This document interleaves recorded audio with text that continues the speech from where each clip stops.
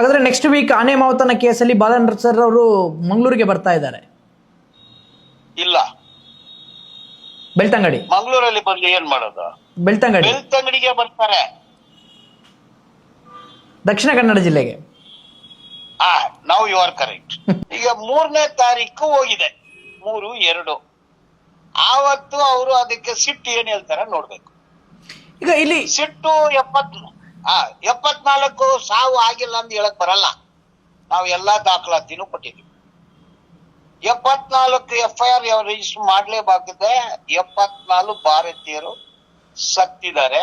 ಅದೇನು ಧರ್ಮಸ್ಥಳ ಒಂದು ರಾಜಾಂಗ ಅಲ್ಲ, ಕಿಂಗ್ ಅಲ್ಲ, ಅವರು ದೇಶದಲ್ಲಿ ಒಂದು ಸಣ್ಣ ಗ್ರಾಮ, village.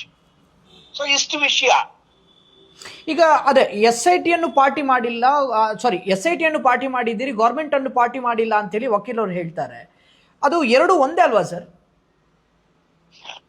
Normally procedure home secretary party ಮಾಡ್ತಾರೆ, DIG ಪಾರ್ಟಿ ಮಾಡ್ತಾರೆ. ಇದು ಒಂದು ಸರ್ಕಾರ ರಚನೆ ಮಾಡಿರುವ ಒಂದು ತಂಡ. ಅದರಲ್ಲಿನ additional director general of police ಇದ್ದಾರೆ, ಇನ್ನೊಬ್ರು additional director general of ADGP, IPFS. ಅದರಿಂದ ನಾವು ಮಾಡಿಲ್ಲ. ಇದು ಸ್ಪೆಷಲ್ ನೋಟಿಫಿಕೇಶನ್ ಅಧಿಸೂಚನೆಯಿಂದ ಆಗಿರೋದು. ಅದರಿಂದ ನಾವು ಬೇರೆಯವ್ರನ್ನ ಪಾರ್ಟಿ ಮಾಡಿಲ್ಲ, ನಾವು SIT ಮಾಡಿದ್ವಿ. ಅವ್ರು ಹೇಳ್ಬೇಕು. ಈಗ ಅವ್ರಿಗೆ ಪವರ್ ಕೊಟ್ಟಿದ್ದಾರೆ. ಆಗಸ್ಟ್ 6ನೇ ತಾರೀಕು ಇದು ಪೊಲೀಸ್ ಠಾಣೆ, ನೀವು ನೋಂದಣಿ ಮಾಡ್ಬೇಕು, ಪವರ್ ಕೊಟ್ಟಿದ್ದಾರೆ. ಆದ್ರೆ ಒಂದು FIR ನಡೆದಿಲ್ಲ. ಯಾಕೆ? 74 ಸಾವು. ಇನ್ನೊಂದು ಹೇಳೋದು ಬಗ್ಗಿಲಗುಡ್ಡೆ, ಅಲ್ಲಿ ಏನಾಗಿದೆ 6-7. ಏನಾಯ್ತು? ಅದಕ್ಕೆ ಯಾಕೆ FIR ಮಾಡಿಲ್ಲ? ಇದು ಎಲ್ಲೋ ಒತ್ತಡಗಳು ಬಂದಿದೆ. ಏನು ನಾನೇನ್ ನೋಡ್ತೀನಿ ಅಂದ್ರೆ, ಕೋಟ್ಯಾಂತರ ರೂಪಾಯಿ ಖರ್ಚು ಮಾಡಿ ಗೃಹ ಮಂತ್ರಿ ಇದ್ದಾರೆ, ಹೋಮ್ ಡಿಪಾರ್ಟ್ಮೆಂಟ್ ಇದೆ, IG ಇದ್ದಾರೆ, DIG ಇದ್ದಾರೆ, FSL ಇದೆ, ಎಲ್ಲಾ ಲೇಟೆಸ್ಟ್ ಟೆಕ್ನಾಲಜಿ ಇದೆ. 74 ಸಾವು ಆಗಿದೆ. ಇದ್ರ ಮೇಲೆ ತನಿಖೆನೇ ಮಾಡಿಲ್ಲ ಅಂದ್ರೆ ಇಡೀ ವ್ಯವಸ್ಥೆ ಕೆಟ್ಟೋಗಿದ. ಹಾಗಂದ್ರೆ ಮುಖ್ಯಮಂತ್ರಿ, ಉಪಮುಖ್ಯಮಂತ್ರಿ, ಗೃಹ ಮಂತ್ರಿ ಈಗಿರೋರು, ಆಗಿದ್ದವರು, ಅದು BJP ಸರ್ಕಾರ ಇರ್ಲಿ, ದೇವೇಗೌಡರ ಸರ್ಕಾರ ಇರ್ಲಿ, ಕುಮಾರಸ್ವಾಮಿ ಸರ್ಕಾರ ಇರ್ಲಿ, ಹೆಗಡೆ ಸರ್ಕಾರ ಇರ್ಲಿ, ಯಾವುದೇ ಸರ್ಕಾರ ಇರ್ಲಿ, ಸತ್ತೋಗ್ತಾರೆ, ಎಣಗಳು ಬೀಳುತ್ತೆ, ಅತ್ಯಾಚಾರ, ಹಿಂಸಾಚಾರ, ಕೊಲೆ, ಕಾಣೆ ಆಗ್ತಾರೆ, ತನಿಖೆನೇ ಇಲ್ಲ. B ರಿಪೋರ್ಟ್, C ರಿಪೋರ್ಟ್, ಅಮಾಯಕನ ಮೇಲೆ ಚಾರ್ಜ್ ಶೀಟ್. ಹೆಂಗ್ ಸಾಧ್ಯ ಇದು? ಅದು ಪ್ರಶ್ನೆ. ಇದನ್ನೆಲ್ಲ ಕೂಡ ಪ್ರಶ್ನೆ ಮಾಡಿ PIL ಹಾಕಿದ್ವಿ. ಈಗ ನೀವು ಬಂಗ್ಲಾಗುಡ್ಡ ಬಗ್ಗೆ ಮಾತಾಡಿದ್ರಿ ಸರ್, ಒಂದಷ್ಟು ಬುರುಡೆಗಳು ಸಿಕ್ಕಿದೆ, ಎಲುಬುಗಳು ಸಿಕ್ಕಿದೆ ಅಂತ ಹೇಳಿ ಅದಕ್ಕೆ ಸಪರೇಟ್ FIR ಆಗಬೇಕು ಅನ್ನುವಂಥ ವಿಚಾರದಲ್ಲಿ ಹೇಳಿದ್ರೆ. ಆದ್ರೆ ಮೊನ್ನೆ ಕೋರ್ಟಲ್ಲಿ ಹೇಳಿರುವಂಥದ್ದು ಏನು ಅಂತ ಹೇಳಿದ್ರೆ, SIT ಅವರು ಅದರ FSL ರಿಪೋರ್ಟ್ ಬರಲಿಲ್ಲ, ಸೊ ಅದರ ತನಿಖೆ ನಡೀತಾ ಇದೆ ಅನ್ನುವಂಥ ವಿಚಾರದಲ್ಲೂ ಕೂಡ ಹೇಳಿದ್ರು. ಆದ್ರೆ ನೀವು ಹೇಳೋ ಪ್ರಕಾರ ಏನು ಅಂತ ಹೇಳಿದ್ರೆ, ಆ ಪ್ರತಿ ಒಂದು ಬಾಡಿಗೂ ಕೂಡ ಪ್ರತ್ಯೇಕ FIR ಆಗ್ಬೇಕಾ ಸರ್? ಹೌದು, ಅದು ನಮ್ಮ ದೇಶದ ಕಾನೂನು. Cognisable offence. ಬಿದ್ದಿದೆ, ಹಾರ್ಟ್ ಅಟ್ಯಾಕ್ ಅಲ್ಲಿ ಇಲ್ಲ, ಕಾಯಿಲೆದಲ್ಲಿ ಇಲ್ಲ, ಆಸ್ಪತ್ರೆಯಲ್ಲಿ ಅಲ್ಲ. ಒಂದು ಅಸಹಜ ಸಾವು ಅಂದ್ರೆ ಏನು? ಕೊಲೆ, ಆತ್ಮಹತ್ಯೆ, ಅಪಘಾತ. ಇದು ಮೂರನ್ನು ಕಾಗ್ನಿಸಬಲ್ ಅಫೆನ್ಸ್. ಏನಾದ್ರೇನು? ಯಾಕೆ FIR ಮಾಡಿಲ್ಲ? ಯಾಕೆ ಪ್ರೊಸೀಜರ್ ಫಾಲೋ ಮಾಡಿಲ್ಲ? ಯಾಕೆ ತನಿಖೆ ಮಾಡಿಲ್ಲ? ಯಾಕೆ ಊತ ಹಾಕಿದ್ರಿ? ಊತ ಹಾಕಿದ್ದಕ್ಕೆ ದುಡ್ಡು ತಗೊಂಡಿದ್ದೀರಾ ಅಂದ್ರೆ ನಾನು ಏನು ಹೇಳ್ತೀನಿ ಅಂದ್ರೆ, ಅಲ್ಲಿ ಪೊಲೀಸು, ಡಾಕ್ಟರ್ಸು, ಪಂಚಾಯಿತಿ, ಅಡ್ಮಿನಿಸ್ಟ್ರೇಷನ್ ಎಲ್ಲರೂ ಸೇರ್ಕೊಂಡು ಇಂಥ ಒಂದು ಕ್ರೂರ ಅಪರಾಧವನ್ನು ಮಾಡಿದ್ದಾರೆ. ನಾನು ಹಿಂಗೆ ಇನ್ನೊಂದು ಹೇಳ್ತೀನಿ, ಆನೆ ಮೌತ ಡಬಲ್ ಮಾಡ್ರು. ದೂರದಾರರು, ಶ್ರೀ ಕ್ಷೇತ್ರದ ನೌಕರರು, ಸೂಪರ್ವೈಸರು, ಎಲ್ಲಿ ಗೌರ್ಮೆಂಟ್ ಆಫ್ ಇಂಡಿಯಾದಲ್ಲ ಅವರು.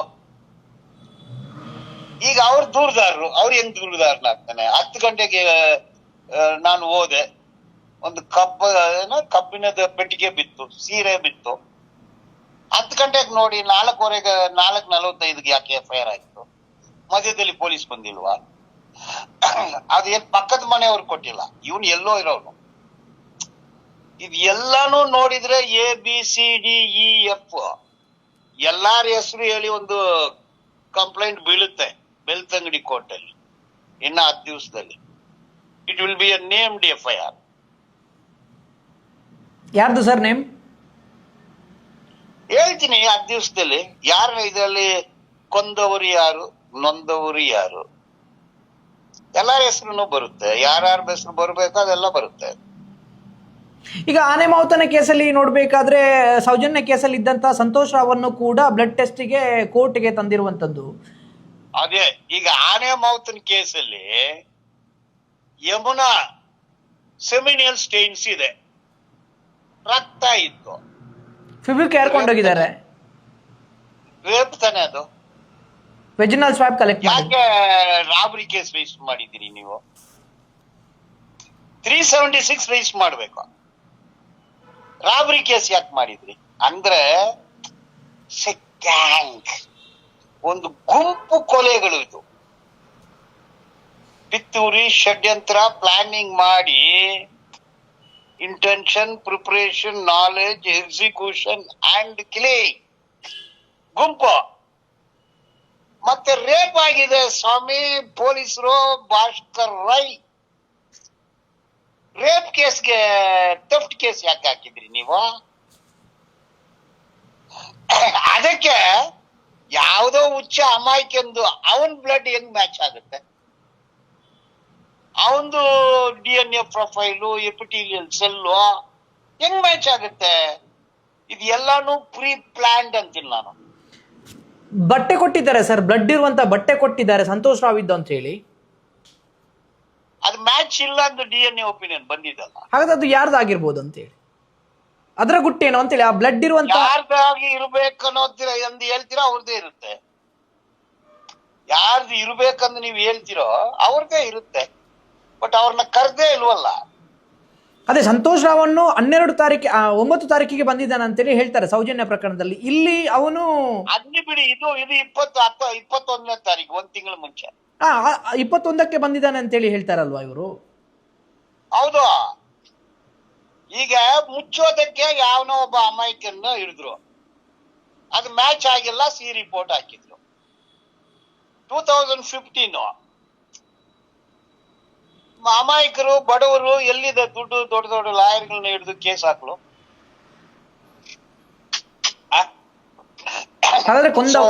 ಶ್ರೀಮಂತರಿಗೆ ಕೇಸು, ಕೋರ್ಟು, ಕಚೇರಿ ಅಂದ್ರೆ ಲಕ್ಸುರಿ, ಬಡವರಿಗೆ ಕಣ್ಣೀರು.